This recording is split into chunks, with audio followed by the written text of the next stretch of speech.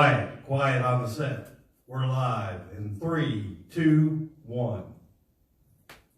And now from downtown Bethlehem, home of the house of David, it's the world's favorite talk show, The Host. And now your host, here's Rahab, loose and free.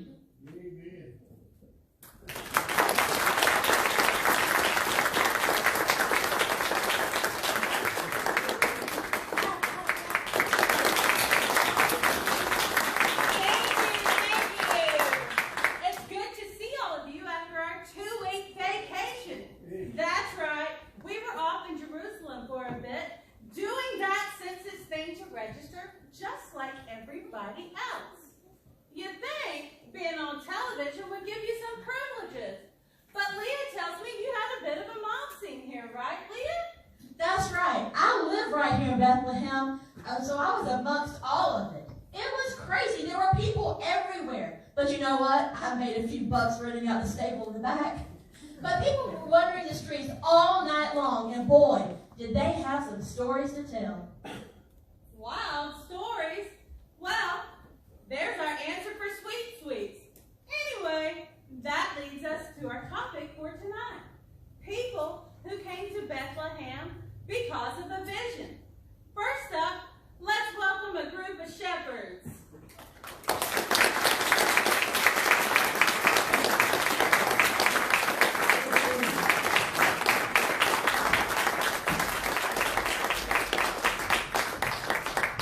Thank you, shepherds. Now, just relax and tell us what happened to bring you here tonight. Well, it all started a few nights ago. We were out in the field tending to the sheep. It's pretty hard work, you know. A lot harder than speaking into a microphone every night.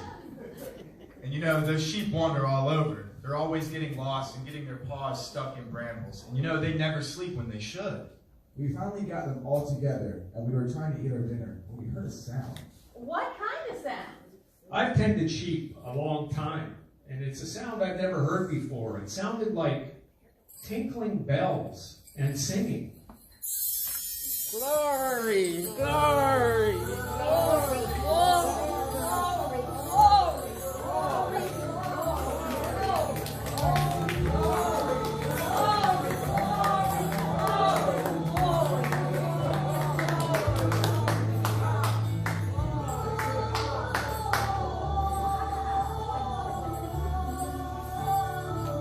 Now who are you? And what do you want? Make them go away! Of great joy. This shall be to all people, even you shepherds. For unto you is born this day in the city of David a Savior, Christ the Jesus. And you will see a sign, the babe wrapped in swaddling clothes, lying in the manger. And then we turned around and saw that they had brought friends. There were angels everywhere you looked. And they were singing on key. Glory to God in the highest, and on earth, goodwill to men. Glory to God in the highest, peace on goodwill to men. Glory to God in the highest, peace on earth, goodwill to men.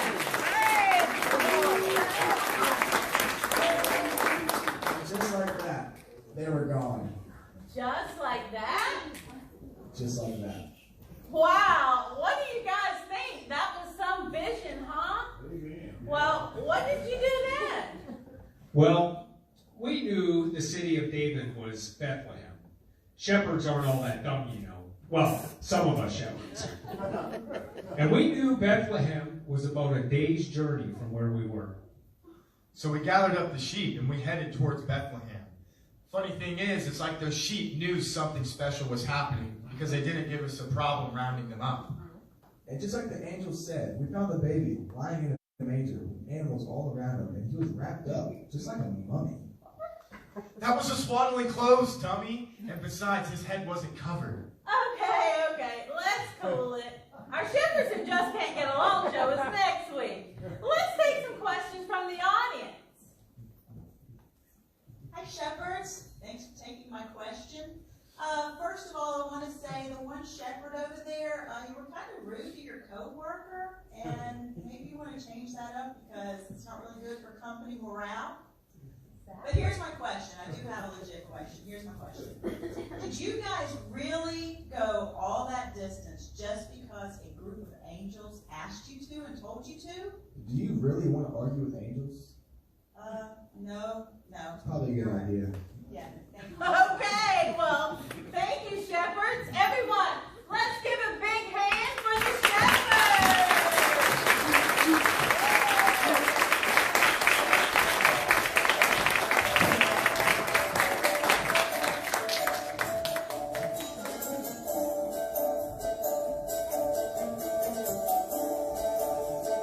All right, next up, we have three kings who have taken an even bigger leap of faith.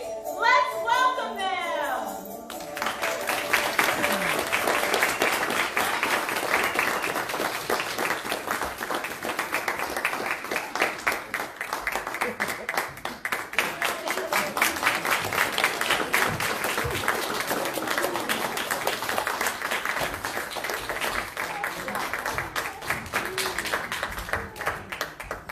Well, your highnesses, so glad that you could join us. You're not from around here, are you? Well, let me make one correction. We're not really kings. We're just very learned men who have earned the respect and adoration of others because of our knowledge. Our ability to see and understand things, others don't. We watch the stars to tell us things about our world. When the winds will change. I'm working on using the stars to foretell the weather. Wow, we could use that. You know, our weather soothsayers haven't been doing too well lately. So, what should we call you? Wise men will be fine. Remind me to fire my craft research team tomorrow and replace them with wise men. But go ahead, continue your story. When I viewed the stars that night, I found one that I could not identify on my charts. None of us could. I watched the star for several nights and I realized that it was moving. We couldn't explain it. I remembered reading in the ancient prophecies that a star would appear in the east and that it would lead to a new king. A new king, huh? What did Herod think about that? Well, we stopped by to see him, of course, and we wanted to know if he knew where this king was. He had not heard anything. He seemed as curious as all of us were. More than curious, as we later found out. He practically ordered us to find this king so he could worship him too. We continued to follow the stars so we could deliver our gifts. So, what sort of gifts do you give a king? We brought him gold, frankincense, and myrrh. I suggested the myrrh. I like the smell. It's kind of a different smell. More like caravan instead of camel number 5. Excuse me. The last time I checked, this show wasn't called Leah. Yes, ma'am. But myrrh is usually used to prepare bodies for burial. Isn't that kind of a morbid gift for a baby? Were you questioning the wisdom of a wise man? Oh, no, never. Sorry about that. There's more to a gift of myrrh than just a nice smell. It symbolizes the supreme sacrifice this boy will be called to make for us when he becomes a man. Well, that kind of sounds like another show. So, where did the star finally take you? We found him in a stable, such a terrible place for a king. All those animals, and he was sleeping on hay. It's not a fitting place. Oh, I don't know. I thought it was kind of warm and cozy. And the innkeeper and his wife made sure it was very clean.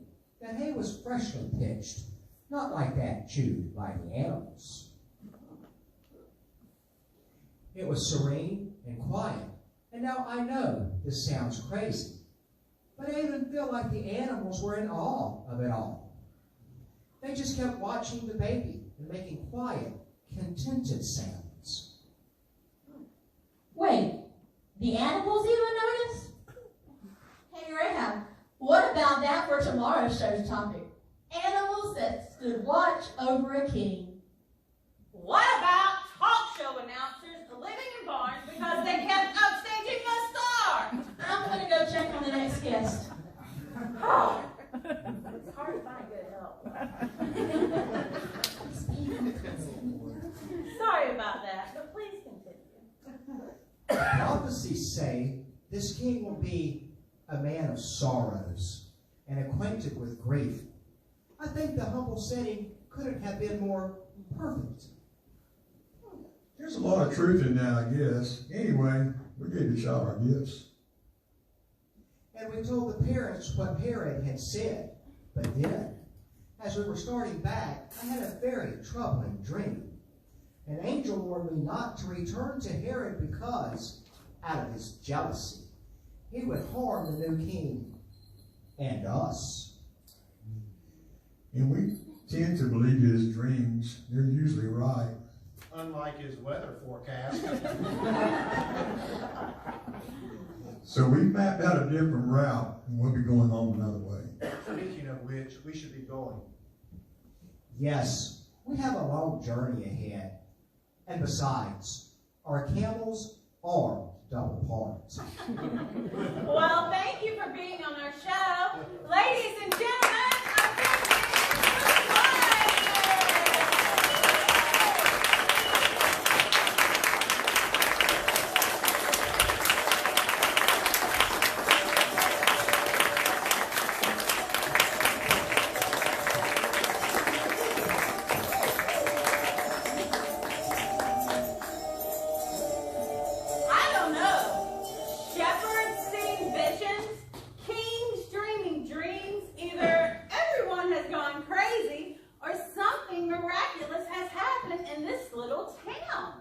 maybe our final guest can clear up the mystery. Our staff caught them just as they appeared to be packing for a trip. And guess what? They agreed to appear on our program. Here they are, the family that caused all the fuss.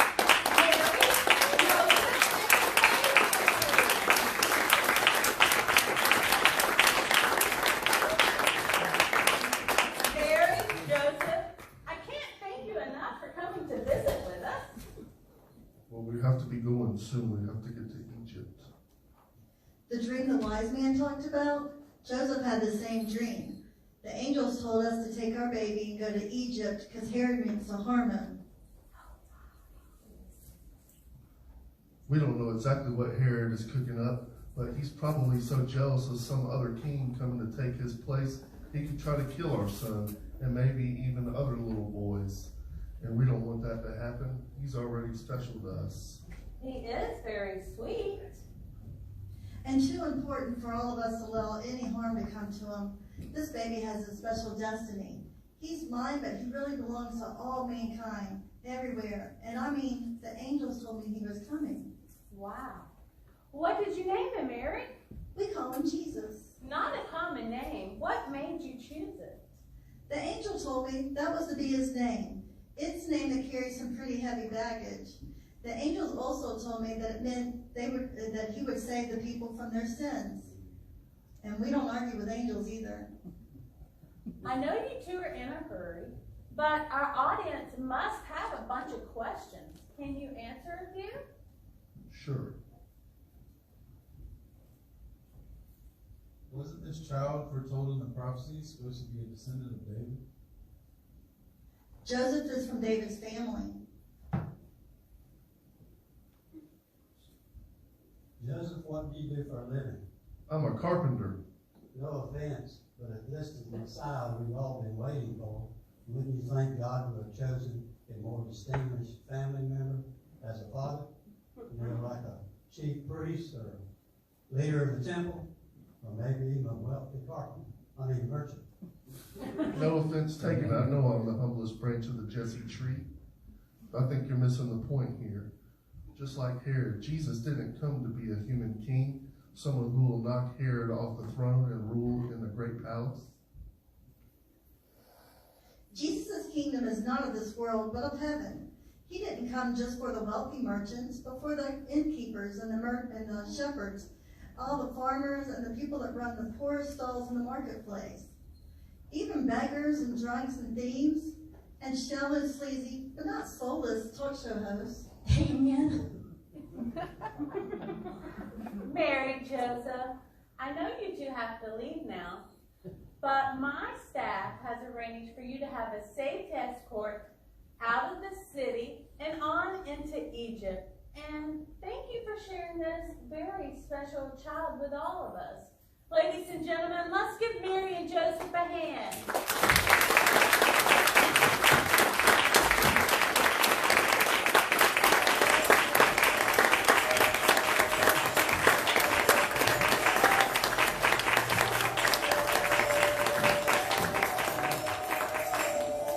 What do you know, friends? For once in my life, I'm speechless. I put this show together because, honestly, I thought it would be good for a few laughs. I mean, come on. All these dreams and visions and angels and stuff, we're all so sophisticated and modern now. We think we're beyond the power of miracles. In fact, we've heard about a Messiah for years. But I truly believe, after what I've seen and heard here tonight, that these events are miraculous. Amen. And that God has given us a very special gift.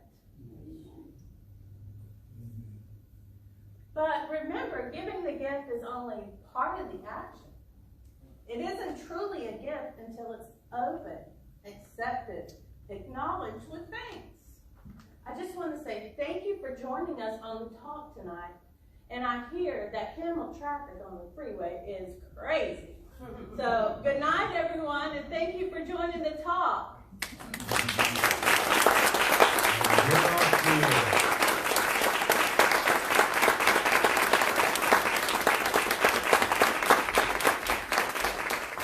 That was a great show, Rahab. I think it may have been our best one yet. You know, I think so too. You know, when I said I believe that all this happened, well, I really do. Something has changed. My heart is full. I believe this baby is the Messiah, the Christ child. I welcome this gift of God into my heart and accepting him as my Savior. You're going to see some changes in me, the way I live and talk. Well, I feel the same way. We can share the good news and show our thanks to God by living for him. Everyone will notice the change in us, even you. We can make this our annual celebration. Yes, let's tell the wonder of this story. You know, we can be the first women tele-evangelists. Wow! Let's celebrate the birth of Jesus Christ. Hope, peace, joy, forgiveness. The Messiah has come, the light of the world. God has sent us a Savior. Amen.